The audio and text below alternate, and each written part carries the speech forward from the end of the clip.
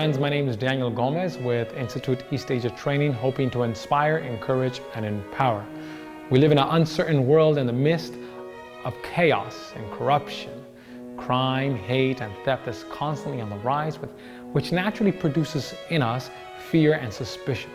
Now the question is, how can we experience peace amongst a storm? Isaiah chapter 26 and verse 3 explains that. And it says, "Thou wilt keep him in perfect peace, whose mind is stayed on thee, because he trusteth in thee." Now allow me to remind you of a story, the story that is found in the book of Numbers with the king of Moab. His name is Balak, who happens to hire a prophet named Balaam.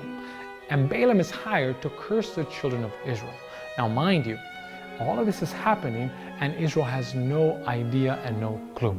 Nehemiah comments on this very experience, Nehemiah chapter 13 and verse 2, and it says, "Howbeit our God turned the curse into a blessing."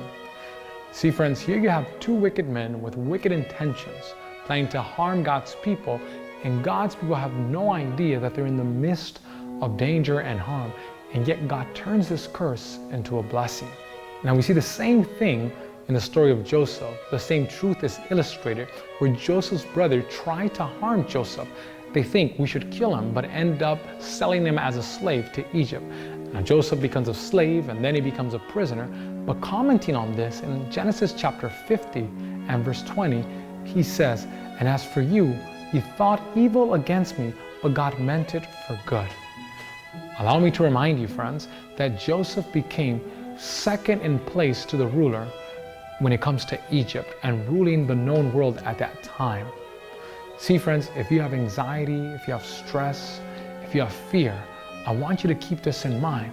If God be for us, who can be against us? If you can keep in mind that God can turn curses into blessings and that He is in control, then you can find peace amongst the storm.